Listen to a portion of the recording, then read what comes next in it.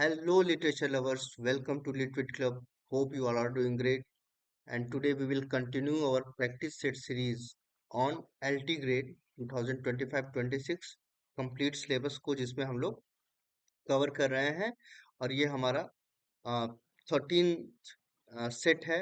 आप इससे पहले के सेट्स को भी जरूर से देखिएगा जो कि एग्जाम ओरिएंटेड क्वेश्चंस के साथ है, तो वो आपके एग्जाम में जरूर हेल्प करेंगे। Go and visit those videos too. साथ में आप हमारे टेलीग्राम चैनल को भी जरूर से ज्वाइन करिए, जहाँ पे हम लोग 1 दिसंबर से मॉक टेस्ट सीरीज चला रहे हैं, जिसमें हम एलटी ग्रेड से रिलेटेड ही क्वेश्चंस को उसमें क्विजेस के फॉर्म में हम लोग उसको लेकर आ रहे हैं। उसमें काफी लोग जुड़ रहे हैं, आप भी जरूर से जुड़िए। So let's start. The very first question is कि विच Hemingway novel is based on his World War experiences and love affair with a nurse। तो कौन सा हेमिंगवे का नॉवेल है जिसमें वो अपने वर्ल्ड वॉर एक्सपीरियंस और अपने लव अफेयर की बात कर रहे हैं? Whether it is For Whom the Bell Tolls, The Sun Also Rises, A Farewell to Arms, The Island in a Stream. So it is option number C, A Farewell to Arms.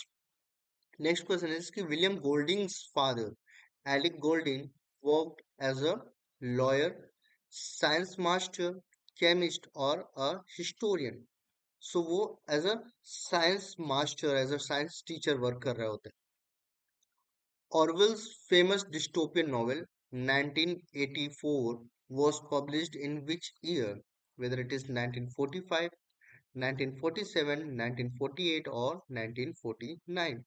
सो वो 1949 में वो novel publish हुआ। Next question is कि who was Charles Dickens wife? Whether it is Elizabeth Gaskell, Catherine Thomson Hogarth, Mary Hogarth और Georgina Hogarth. So it is Catherine Thomson Hogarth. Next question is कि which literary movement is Henry Fielding most associated with? Whether it is romanticism, modernism, enlightenment or Augustan age, or naturalism? So it is enlightenment and Augustan age. Which event deeply influenced Mansfield's writing, particularly her New England theme works? Her divorce with George Bowden, the outbreak of World War I, the death of her brother in 1915, or her diagnosis with tuberculosis? So it is the death of her brother in 1915.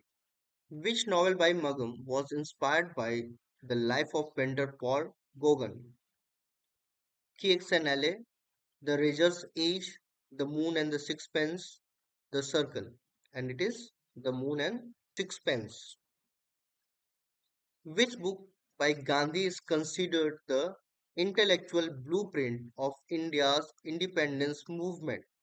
Whether it is Harijan, Hind Swaraj, Young India or Yuva Jivan. So it is Hind Swaraj. Next question is, which philosophical school is Barton Russell most closely associated with? Whether it is existentialism, pragmatism, analytic philosophy or idealism. So he is associated with analytic philosophy.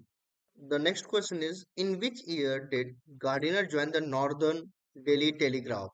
Whether it is 1885, whether it is 1887, 1890 or 1895. So he joined in 1887. Now the next question is कि Lucas began his career in journalism in which city? Whether it is Oxford, London, Brinton or Cambridge. So it is Brinton.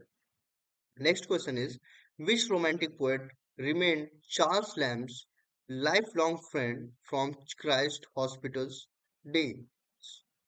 Whether it is William Wordsworth, John Keats, S.T. Coleridge or Lord Byron.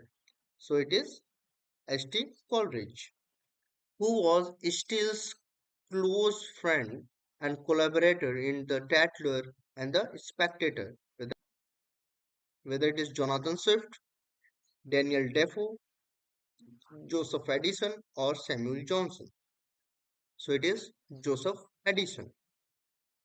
Next question is, which university did Addison attend after Charterhouse? So कौन सी university उन्होंने attend की थी, whether it is Cambridge University, the Queen's College Oxford, University of London और Harvard University. So उन्होंने the Queen's College Oxford attend किया था. Bacon's education began at which college, whether it is Christ College Cambridge, Gray's Inn, Trinity College Cambridge और Oxford University. तो वो कहाँ से पढ़े थे? तो वो ट्रिनिटी कॉलेज कैम्ब्रिज से पढ़े हुए थे. Now next question is, Girish Karnad was a Rhodes Scholar at which institution, whether it is Harvard University, University of Oxford, Cambridge University और Stanford University. So उनको ये यूनिवर्सिटी ऑफ ऑक्सफोर्ड से मिला हुआ है ये scholarship. Now which of Miller's play won Pulitzer Prize for drama? तो इनको किस प्ले के लिए पुलिट्जर प्राइज मिला हुआ है? Whether it is The Crucible, All My Sons, Death of a Salesman और After the Fall. तो उनको डेथ ऑफ द सेल्समैन के लिए पुलिट्जर प्राइज मिला हुआ है. नेक्स्ट है कि how many times did O'Neill win the Pulitzer Prize for drama? तो यूजिन ओनिल को कितनी बार पुलिट्जर प्राइज मिला हुआ है ड्रामा के लिए? एक बार, दो बार, तीन बार या चार बार? तो उनको ये 4 टाइम्स मिला हुआ है, 4 बार उनको पुलिट्जर प्राइज मिला हुआ है. नेक्स्ट क्वेश्चन इज कि which prestigious literary award did Peter win in 2005? whether it is Tony Award, Nobel Prize in Literature, Lawrence Olivier award और डेविड कोहेन प्राइज. तो उनको ये अवार्ड नोबेल प्राइज के फॉर्म में मिला हुआ है 2005 में. नेक्स्ट है कि which novel mark the beginning of the Forsyte saga? whether it is Too Late, In Chancery, The Man of Property, Indian Summer of Foresight. So Forsyte saga का जो पहला वर्क है वो है the man of property. Who was Shaw's spouse? George Bernard Shaw की wife कौन है? whether it is Mrs Patrick Campbell, Annie Besant, Charlotte Payne Townshend, Alice Lockett. So ये है Charlotte Payne. Where did Dryden pursue higher education? whether in Oxford University, Trinity College Cambridge, Westminster University और Harvard College. तो उनका education, higher education Trinity College Cambridge से हुआ है. Who acted in Johnson's play Every Man in His Humor? तो Johnson के play every man in his humour में किस पर्सन ने एक्ट किया हुआ है? whether it is John Fletcher, William Shakespeare, Thomas decker और रिचर्ड बर्बेज. सो ये विलियम शेक्सपियर हैं जो उनके प्ले में एक्ट किया है. In the Merchant of Venice, what is Portia's complaint in Act 1, Scene 2nd? Whether she hates the casket test, she is lonely, she wishes to disobey her father, or she cannot leave Belmont. तो उसे ये casket test जो है वो पसंद नहीं है. In 12th Night or What You Will, what is Sebastian's relationship to Viola?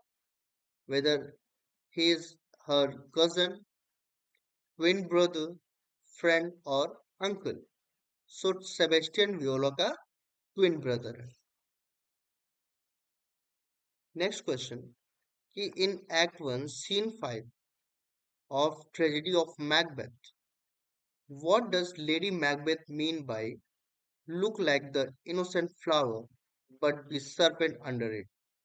सो जब ये बोलती है लेडी मैकबेथ तो इसका क्या मतलब है?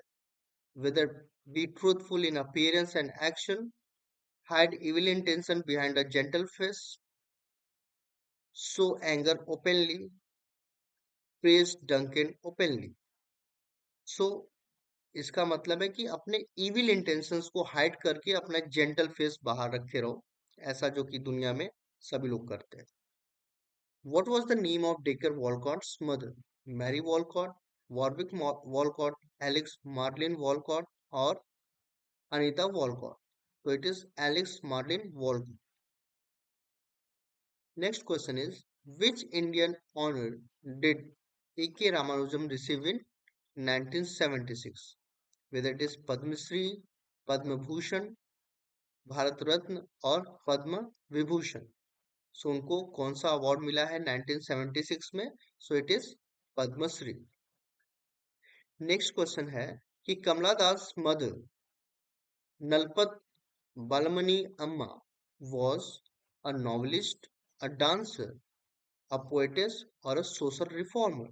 सो कमला दास की मदर जो थी वो एक पोएटेस थी. Which of the following is Ezekiel's first poetry collection? Whether it is The Unfinished Man, Time to Change, The Third और 69 Poems. तो एजिकिल की जो फर्स्ट पोएट्री कलेक्शन है उसका नाम था time to change.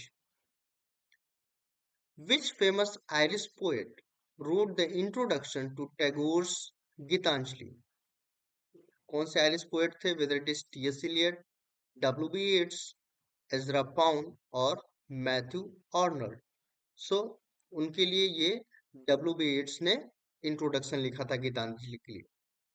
Robert first first poetry collection was north of Boston, mountain interval, a boys will और new हेम्स्फेयर. तो डेट देख के ही बता सकते हो कि ये अब बॉयज विल होगा. How many Dickinson's poems were published during her lifetime? Emily Dickinson के रहते हुए कितनी पोएट्री पब्लिश हुई थी उनकी? 10, 50, 100 या 500 poetry. So it is only 10 poetries. Next question is कि Whitman's parents were Henry Whitman and Sarah Mitchell और वॉल्टर विटमैन और Louis Van Velsor, William Whitman and Elizabeth Browning और George Whitman and Mary Allen. तो उनके parents का नाम है Walter Whitman and Louis Van Velsor. Larkin was closely associated with which novelist during Oxford years? So whether it is Kingsley Amis, George Orwell, Dylan Thompson और T.S. Eliot. सो वो किस novelist के साथ ऑक्सफोर्ड टाइम में रहे अपने? तो Kingsley amiss के साथ. Next question is eight which college of Cambridge university did huge study? तो टेड ह्यूज जो है कि किस कॉलेज में पढ़े थे? Whether it is Kings college, Pembroke college, Trinity college और सेंट जॉन्स कॉलेज. सो वो पेम्ब्रोक कॉलेज में पढ़े हुए थे.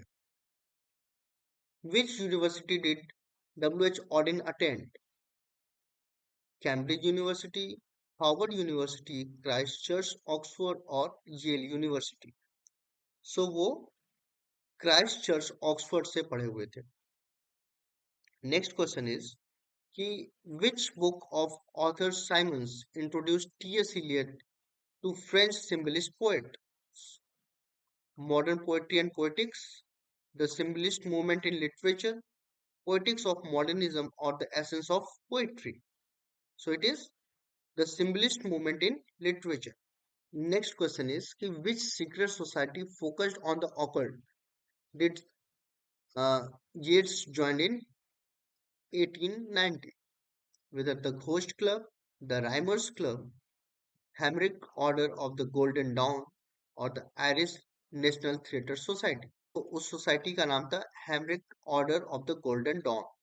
नेक्स्ट क्वेश्चन है कि which collection marked Arnold's first published book of poems?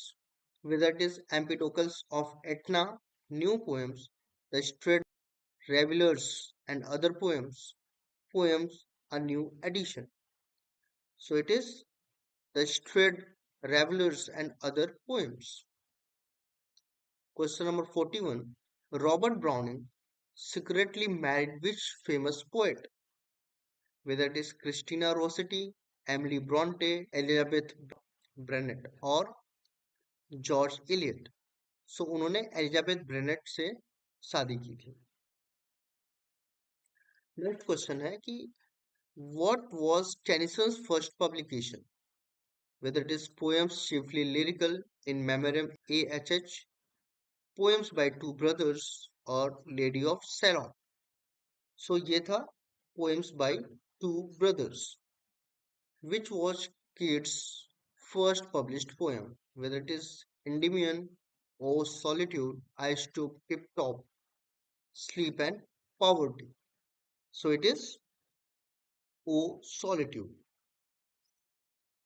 Next question is, why was Percy Shelley or P.V. Shelley basically expelled from Oxford University in 1811?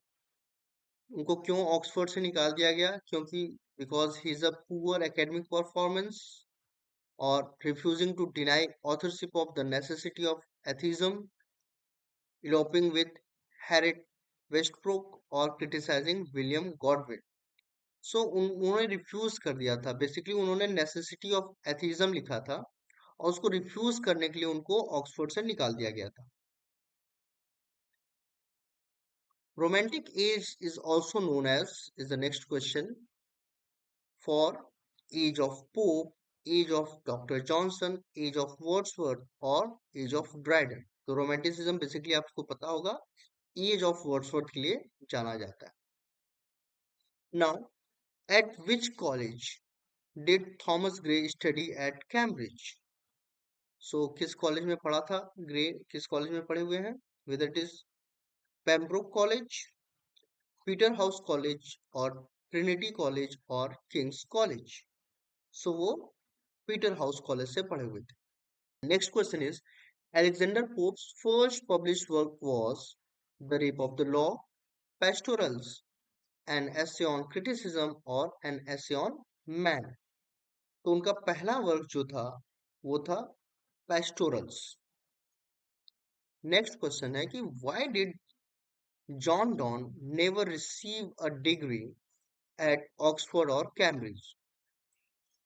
So whether he was expelled for misconduct, he did not complete his studies, or he refused to take the oath of supremacy, or he lacked financial resources. तो don ने क्यों Oxford या वहां से degree उसको नहीं मिली, उनको degree नहीं मिली, क्योंकि उन्होंने वो जो एक ओथ होता है सुप्रीमेसी का कि भगवान ही सब कुछ है, वो लेने से मना कर दिया था। Now the next question is, the narrative technique of paradise lost begins in midas res. What does the Latin phrase means? Midas res means क्या होता है? At the end of the story, in the middle of the things, at the very beginning, or with a flashback. So इसका Midas race का मतलब होता है in the middle of the things, कि जो एपिक का एक फीचर होता है वो ये एक मिडा रेस भी होता है। दैट मीन्स कि एपिक जो होता है वो मिडिल, स्टोरी जो है उसकी मिडिल से स्टार्ट होती है, ठीक है, और स्टोरी के दौरान हमें बिगनिंग और एंड की पता चलती है, तो स्टोरी मिडिल से ही स्टार्ट होती है। ये टेक्निक एक नैरेटिव टेक्निक होता है जिसको पैराडाइज लॉस्ट में भी फॉलो किया गया। नेक्स्ट क्वेश्चन इज कि who says about Elizabethan period, a noble and puissant nation, rousing herself like a strong man after sleep and shaking her invisible locks? Whether it is Shakespeare, John Milton, Ben Jonson, or Dryden. So ये बात John Milton ने कहा है। Next question is, sonnet number 29 by William Shakespeare, the turning point volta in sonnet occurs at, ठीक है, turning point वोल्टा को कहते हैं जहां से जो थॉट है, जो आइडिया है, वो चेंज लेता है, whether from positive to negative और नेगेटिव टू पॉजिटिव। तो पहली लाइन में है, पांचवी लाइन में, नौवीं लाइन में, या 12वीं लाइन में? So it is in 9th line. Now William Shakespeare died on, उनकी डेथ कब हुई थी?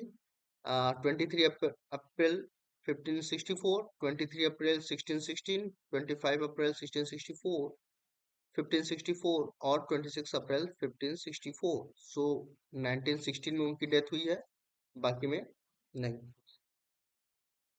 नेक्स्ट क्वेश्चन है कि which type of dialogue occurs inside characters mind? जो कैरेक्टर के माइंड के अंदर जो डायलॉग अगर होता है उसको क्या कहते हैं? Inner dialogue, outer dialogue, stage dialogue और monologue only. So it is inner dialogue. Next question है कि which of the following is always use while writing a letter? ठीक है, क्या हम यूज करते हैं हमेशा? वेदर पैराग्राफ्स, पोएट्री, शायरी और टॉप वर्ड्स। सो हम हमेशा पैराग्राफ्स का यूज करते हैं। नेक्स्ट क्वेश्चन इज कि what is the part of speech in the underline word in the sentence? I saw the down of the bird. So ये down जो है वो क्या पार्ट्स ऑफ स्पीच को, कौन सा पार्ट्स ऑफ स्पीच है basically? With noun, adjective, preposition और एडवर्ब। सो यहाँ पे ये एक नाउन है ना। यहाँ पे मुझे उल्टा जवाब मत दो, इसको इंग्लिश में ट्रांसलेशन इसका क्या होगा?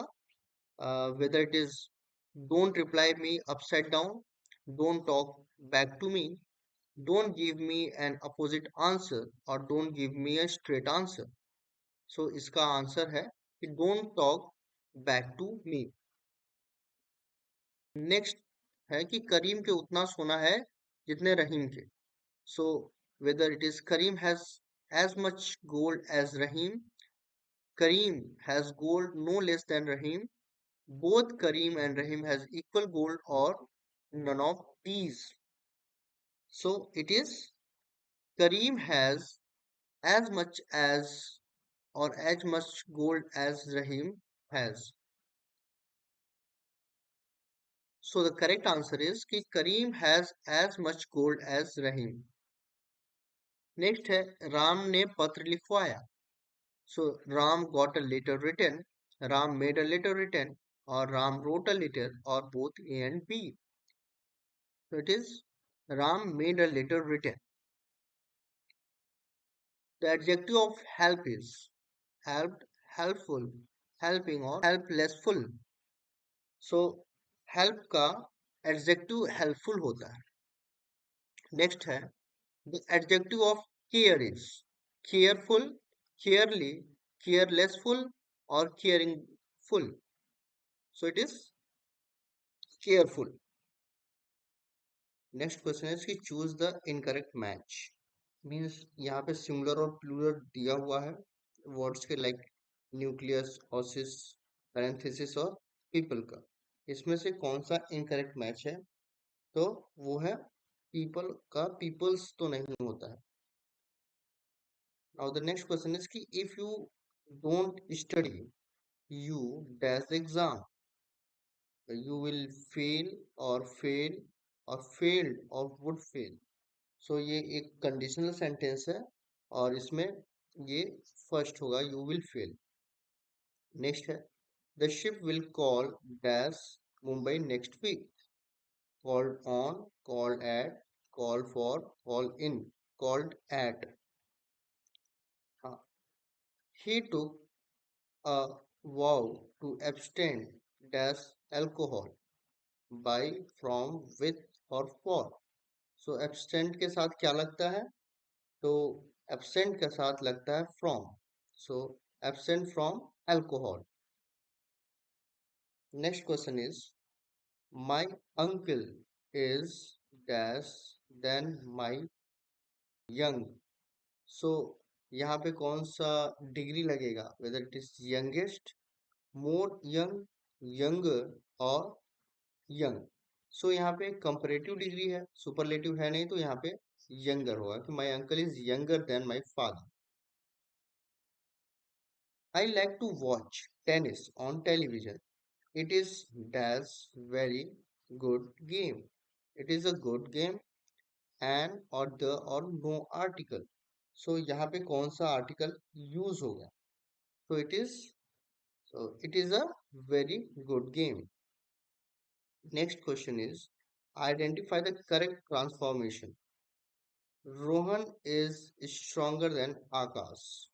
तो यहाँ पे इसको फिर से ट्रांसफॉर्म किया गया है। मीन्स इसमें क्या होता है ट्रांसफॉर्मेशन में कि आप सेंटेंस का स्ट्रक्चर चेंज कर देते हो, लेकिन उसकी मीनिंग जो है सेम होनी चाहिए। तो वो किस में आ रहा है? स्ट्रक्चर चेंज हो रहा है और मीनिंग किस में आ रहा है? इधर Akash is not as strong as Rohan, Akash is as strong as Rohan.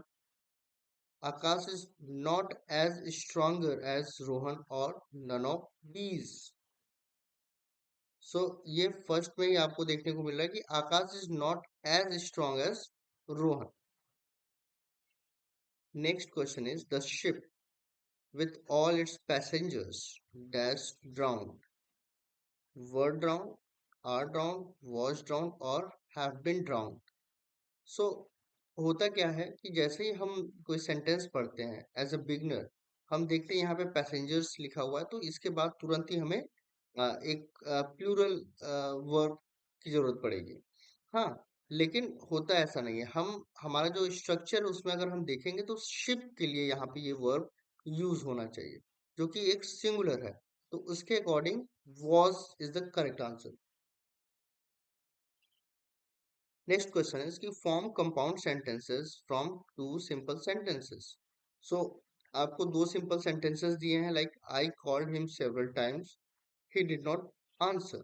यहाँ पे दो सिंपल सेंटेंसेस देख रहे हैं, सेंटेंस वन और सेंटेंस टू. अब इन दोनों सेंटेंसेस को कंबाइन करना है कंपाउंड सेंटेंस के फॉर्म में, तो उसमें बट या एंड या बिकॉज या सो ऐसे वर्ड्स लगे होंगे. सो अब पहले तो यही देख लो, अगर लगा नहीं है तो, लेकिन सब में लगा हुआ है तो किसी को हम एलिमिनेट नहीं कर सकते. अब क्या करना है कि इन दोनों को ऐसे ऐड करना है कि इन दोनों का अपना इंडिविजुअल मीनिंग भी बचा रहा है, और एक नया कंपाउंड सेंटेंस भी तैयार हो. तो वो किस में देखने को मिल रहा है. सो अगर आप सेकेंड ऑप्शन को देखोगे कि I called him several times but he didn't answer या did not answer and he did not answer. जब एक ही जैसे सिमिलर सेंटेंसेस रहते हैं तो हम एंड का यूज करते हैं. जब रीजन और रीजन की बात होती है तब हम बिकॉज लगाते हैं. सो जब कोई रिजल्ट की बात होती है तो यहाँ पे कॉन्ट्राडिक्टरी है कि उसने कॉल किया और उसने रिप्लाई नहीं किया, तो यहाँ पे कॉन्ट्राडिक्टरी वर्ड्स है. नेक्स्ट क्वेश्चन भी वैसा है कि कॉम्प्लेक्स सेंटेंस बनाना है, वहां पे कंपाउंड सेंटेंस बनाना था. I don't know who is C. यहाँ पे अब इससे मिलके हमें एक कॉम्प्लेक्स सेंटेंस बनाना है, तो ये एक कॉम्प्लेक्स सेंटेंस बन रहा है. Now choose the correct simple sentence. Okay, तो अब दो सेंटेंसेस को मिला के हमको एक और एक सिंपल सेंटेंस बनाना है. वहां पे कंपाउंड बनाना था, कॉम्प्लेक्स बनाना था, अब एक सिंपल सेंटेंस बनाना है. इन दोनों सेंटेंसेस को मिला के ही आपको एक सिंपल सेंटेंस बनाना है. ऑप्शन बी में देखो कि Mahatma Gandhi the father of nation was a great leader. ये एक सिंपल सेंटेंस में सिंपल एक ही वर्ब होगा. Okay, now correct synthesis using perfect participle. Okay, now you have to make, ये दो सेंटेंसेस दिए हैं, इनको परफेक्ट पार्टिसिपल में यूज करना है आपको. परफेक्ट पार्टिसिपल में बेसिकली हम देखते हैं कि काम, मतलब चीजें कंप्लीशन की बात होती है, तो वो आपको फर्स्ट में भी दिख रहा है और थर्ड में भी दिख रहा है, तो इसलिए ऑप्शन डी सही होगा. इनडायरेक्ट स्पीच में चेंज करना है. Rohan said I was reading a letter. So whether it is Rohan said he was reading a letter, Rohan said he is reading a letter, Rohan said he had been reading a letter, और Rohan said he reads a letter. So हम देखते हैं अगर यहाँ पे was है तो उसके अकॉर्डिंग चेंज होगा. तो उसके अकॉर्डिंग जब भी चेंज होगा तो हैड बीन यूज हो जाता है ना, had been reading a letter. Next है पैसिव वॉइस में चेंज करना है कि two police man were taking me to prison. तो इसको हम जब पैसिव वॉइस में बनाएंगे, इसका पैसिव वॉइस जो बनेगा वो कैसा बनेगा. Whether it is I was being taken to prison by two policemen, I was taken to prison by two policemen, और I was being taken to prison, और I was took to prison by two policemen. तो हम जब change करेंगे तो जब ये word taking रहता है तो वो बीइंग टेकन हो जाता है. तो ये फर्स्ट ऑप्शन ही सही होगा कि I was being taken to prison by two policemen. Next फिर से एक पैसिव वॉइस बनाना है आपको सेंटेंस में कि ही क्लोज द विंडो.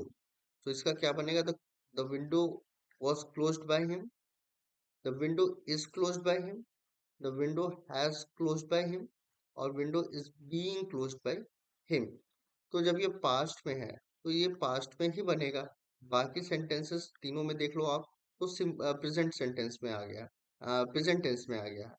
तो ये इसका फर्स्ट ऑप्शन ही करेक्ट होगा कि the window was closed by him. Next question is कि करेक्ट स्पेल्ड वर्ड बैक्टीरिया का कौन सा है? तो ये ऑप्शन बी सही है। In which year was the authorized version of Bible, also called king James Bible published? ठीक है, इंपॉर्टेंट क्वेश्चन है, हिस्ट्री ऑफ इंग्लिश लिटरेचर से आता है। वेदर इट वाज इन 1609, 1610, 1611 और 1612। तो ऑथोराइज्ड वर्जन ऑफ बाइबल जो है कि 1611 में पब्लिश्ड हुआ था। सिलेक्ट द करेक्ट पंक्चुएशन कि she is smart, intelligent and hard working girl. तो इसके लिए कौन सा इसमें से सही पंक्चुएशन है? तो फर्स्ट ऑप्शन आप देखते हो वो करेक्ट है, जहाँ पे फुल स्टॉप होना चाहिए वहां पे है, जहाँ पे कॉमा होना चाहिए वो भी है। नेक्स्ट है कि which suffix should be added to form word meaning state of urgency from urgent. ठीक है, कि अर्जेंट को हम उसमें क्या सफिक्स यूज करें, ठीक है, लास्ट में, जिससे एक ऐसा मीनिंग निकले उस वर्ड का, जो नया वर्ड हमने फॉर्म किया है, जिसमें हमको दिखे कि अर्जेंसी की बात हो रही है। सो विद अर्जेंटहुड, अर्जेंसी, अर्जेंटमेंट और अर्जेंटनेस। सो ये इसका आंसर सही होगा, अर्जेंसी। नेक्स्ट है कि which prefix should be added to form a word meaning original type from type. ठीक है, तो उसमें सफिक्स लगाना था, यहाँ पे प्रीफिक्स पहले लगाना है। टाइप के पहले हम क्या लगाएं कि वो एक मीनिंग निकले उस वर्ड का जिसका मतलब हो original type. Prototype, protype, cost type और रेट्रोटाइप। तो ये होता है prototype. Which prefix should be added to form a word meaning to make calm from calm? ठीक है, सेम वैसा ही है, इसमें भी प्रीफिक्स लगाना है जिसका काम में हम लगाएंगे, जिससे कि वर्ड की मीनिंग टू मेक काम निकले। बी काम, डी काम, डिस काम और एन काम। सो इट इज बी काम। So the next question is to beat the air means. ठीक है, इसकी मीनिंग बतानी है आपको। एक फ्रेज है, to make useless effort, to dance in the open, to fly a kite और टू फील फ्रेश। तो इसका जो सही मीनिंग है that is to make useless efforts. Next question है कि फ्रेज है कि a sleeping partner means lazy person, inactive partner, business manager और क्लोज फ्रेंड। तो इसका मतलब होता है इनएक्टिव पार्टनर। एक इडियम है ऑल इन ऑल मीन्स। तो उसका मीन्स क्या है? Complete master, partial owner, minor role और ordinary person. So all in all मतलब होता है कंप्लीट मास्टर। नेक्स्ट है कि a written declaration as an oath is called. ठीक है, तो उसको क्या एफिडेविट कहते हैं, टेस्टिमनी कहते हैं, स्टेटमेंट कहते हैं या डिस्पोजिशन कहते हैं। सो जब हम एक रिटन डिक्लेरेशन देते हैं किसी तरीके का, वो उसको हम एफिडेविट कहते हैं। A cluster of houses in a village called. ठीक है, गांव में जो लगातार हाउसेस होते हैं उनको क्या कहते हैं? हैमलेट, कॉलोनी, टाउन और स्ट्रीट। सो उनको हम लोग हैमलेट कहते हैं। आपको एंटोनिम बताना है सेंसर का, whether it is criticize, praise, condemned और re reproach. So it is praise करना होता है। बेसिकली सेंसर क्रिटिसाइज या कंडेम करने से होता है। एब्सर्ड का एंटोनिम क्या होगा? सिली, फुलिश, रेशनल और अनरियल। तो एब्सर्ड यू नो, मीनिंगलेस चीजें, नॉनसेंस चीजों को बोलते हैं, तो उसका अपोजिट रेशनल हो जाएगा। नेक्स्ट है सिनोनिम्स। ब्लीक का सिनोनिम बताना है, whether it is bright, gloom, cheerful और जॉयफुल। तो इसका ब्लीक मतलब होता है gloomy. Now next question is which of the following statements is true about Lalita in Kamala Markandaya Two Virgins? ठीक है, तो ललिता जो कैरेक्टर है टू वर्जन्स में कमला मार्कंडेय के, उसके बारे में क्या स्टेटमेंट सही है? That She remains in the village all her life. She becomes a symbol of reckless pursuit of modernity, or she guides Saroj to urban success, और she marries देवराज. तो ललिता जो उसमें कैरेक्टर, दो बहनें रहती हैं, एक बहुत ही ट्रेडिशनल रहना चाहती है और एक जो है कि वो मॉडर्न होना चाहती है. ठीक है. दोनों का नाम है सरोज और ललिता. तो ललिता जो है वो एक मॉडर्न लड़की बनना चाहती है. तो ये बात उसके बारे में करेक्ट है कि she becomes a symbol of reckless pursuit of modernity. ठीक है, वो मॉडर्न को अपनाना चाहती है ललिता. वहीं सरोज जो है वो काफी सिंपल और हम्बल और विलेज में ही रह गई पूरी लाइफ.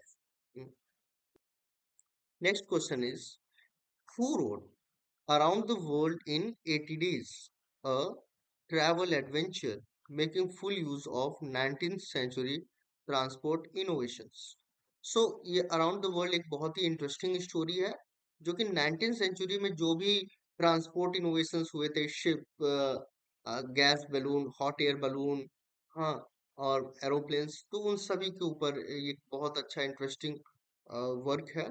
तो इसको किसने लिखा है? Whether Julius Verne, Robert Louis Stevenson, Samuel Johnson और मार्क ट्वेन. तो ये जूलियस वर्ने ने लिखा हुआ है. Next question is, the 5 volume biography of Henry James 1953 to 72 was written by.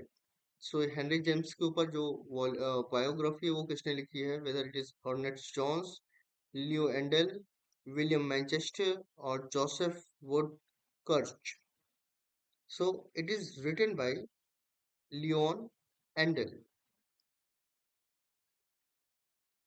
John Fletcher's The Faithful Shepherdess is a reworking of which Renaissance tragic comedy. So किस tragic comedy का एक कह लो कि reworking है या उसको फिर से विजिट किया गया है द फेथफुल शेफर्डिस के फॉर्म में? Whether it is Al Pastro Fido, the Tempest, the Merchant of Venice और एंड गेम. तो it is Al Pastro Fido, who authored the comedy Epicene or The Silent Women, whether it is William Congreve, Ben Jonson, John Fletcher और Richard सैरिडन. सो ये जो work है वो लिखा है Ben Jonson ने. In the four P's by John Haywood, the characters are allegorical figures, historical rulers, real human characters और biblical prophets. So ये 4 P's करके एक वर्क है जॉन हेवुड का. उसमें जो कैरेक्टर्स रहते हैं वो रियल ह्यूमन कैरेक्टर्स रहते हैं. Which type of life narrative focuses on specific events or periods rather than the subject's entire life? So किस नैरेटिव टेक्निक में हम आ, केवल एक पीरियड या इवेंट की बात करते हैं? ठीक है, पूरे उसके लाइफ की बात नहीं करते हैं. केवल जैसे देखो, बायोग्राफी कई तरीके की होती है. ठीक है, तो एक ऐसी बायोग्राफी जिसमें हम किसी स्पेसिफिक इवेंट की बात कर रहे हैं, पूरे लाइफ की बात नहीं कर रहे हैं, वो बेसिकली क्या है? Whether it is memoir, authorized biography, unauthorized biography और क्रोनोलॉजी. सो वो मेमोयर में होता है जिसमें हम किसी एक पर्टिकुलर इवेंट या सब्जेक्ट की बात कर रहे होते हैं या किसी पर्टिकुलर पीरियड की बात कर रहे होते हैं अपने लाइफ के, तो उसको हम मेमोयर कहते हैं. नेक्स्ट क्वेश्चन इज कि O Captain my Captain was written in memory of George Washington, Abraham Lincoln, Franklin D Roosevelt और थॉमस जेफरसन. तो ये अब्राहम लिंकन के मेमोरी में ओ कैप्टन माय कैप्टन लिखा गया. Who is the author of the literary epic Paradise Lost? You know whether it is Homer, Virgil, John Milton और Edward Spencer. तो आपको भी पता है कि ये जॉन मिल्टन ने लिखा हुआ है Paradise Lost. Next question is, which of the following rhyme scheme is used in William Shakespeare sonnet? तो शेक्सपियर के सोनेट का जो राइम स्कीम है, whether it is A B, B A B, B A, C D E और A B C D E F G G और B ए, और ऐसे continue रहेगा, और ए बी सी बी और सी डी सी. सो अगर आप देखोगे तो ये जो है कि करेक्ट ऑप्शन है। Next question is which of the following is not a feature of blank words. ठीक है, ब्लैंक वर्ड्स का so whether it is unrhymed lines, regular meters, fixed rhyme scheme or used in dramatic monologue। अब यहाँ पे देखो not पूछा है, not पूछा है तो राइम लाइन्स होती हैं, रेगुलर मीटर भी होता है, ड्रामेटिक मोनोलॉग में यूज भी किया जाता है, फिक्स्ड राइम स्कीम इसमें नहीं होता है, तो ये ऑप्शन करेक्ट होगा। Croatian odes are known for being celebratory and public, structured in tercets, simple and meditative, or dramatic and rhetorical. So they are very much simple and meditative. Next question is, what did Ezra Pound mean by luminous details? Whether it is dreamlike symbols, abstract metaphors, concrete images that convey an idea or religious allusions। सो वो concrete वो luminous detail से abstract metaphors की बात करते हैं। Next question is कि which technique did impressionists often used to depict the effect of natural light, whether it is chiaroscuro, fumetto, or al plane air painting or fresco painting। So the correct one is al plane air painting। Next question is what central idea underpins underpins the theater of absurd, whether it is heroic idealism, human existence has purpose, human existence is meaningless, or political activism। So जो जो idea theatre of absurd में दिया जाता है वो ये है कि ह्यूमन एग्जिस्टेंस जो है कि वो मीनिंगलेस है। Next question is who authored The Colonizer and the Colonized 1965 analyzing colonial power dynamics? Albert Memmi, M.S. Zaire, Gayatri Spivak or Homi Bhabha? So it is by Albert Memmi। Which of the following is a defining characteristic of a stream of consciousness writing? Whether strict plot structure, coherent dialogues, in logical order of thoughts, use of poetic devices। So stream of consciousness में basically हम अपने thoughts को इन logical वे में सोच रहे होते, कभी past, कभी प्रेजेंट, कभी कुछ नियर पास्ट, कभी कुछ फार पास्ट की बात कर रहे होते, तो वो हमारा इन लॉजिकल थॉट ऑर्डर होता है। Next question is what was the aesthetic ideology of the decadent movements. Decadent movement था, उसका एस्थेटिक आइडियोलॉजी क्या था? Whether simplicity and balance, excess and artificiality, objectivity and form, realism and moral teaching। So it is excess and artificiality। Artificiality। Next question is कि which event in 1453 significantly boosted the Renaissance human movement? Whether it is the singing of the Magna Carta, the fall of Constantinople, the invention of the printing press, or the discovery of America. So it is the fall of Constantinople। Next question is which major plague struck London in 1665 to 1666? Whether it is the Black Death, the Great Plague, the Spanish flu, or the bubonic plague. So it is the Great Plague। Next question is what is the central characteristic of a hero in heroic drama according to Dryden? So hero का क्या main characteristic होगा कि hero must be relatable and humanised, और a hero must be morally ambiguous, और hero must be powerful, decisive or dominant, and a hero must be a tragic character। So Dryden के according जो hero होता है वो powerful, decisive और dominant nature का होना चाहिए। नेक्स्ट क्वेश्चन इज कि what did Jean Jacques Rousseau argue about civilization? तो सिविलाइजेशन को लेकर रूसो का क्या कहना था? Whether it is a force that improves human happiness, और it leads to inequality, war, and unhappiness, or it promotes the rights of individual, or it should be completely rejected in a utopian society. तो Rousseau का मानना था कि ये जो civilization है वो अल्टीमेटली इनइक्वालिटी, वॉर और अनहैप्पीनेस की तरफ लेकर जाता है. नेक्स्ट क्वेश्चन इज कि which modernist poem begins with a line, things fall apart, the central cannot hold. So, whether it is in the Wasteland, the love song of J. Alfred Prufrock, or the Second Coming, or the Hollow Man.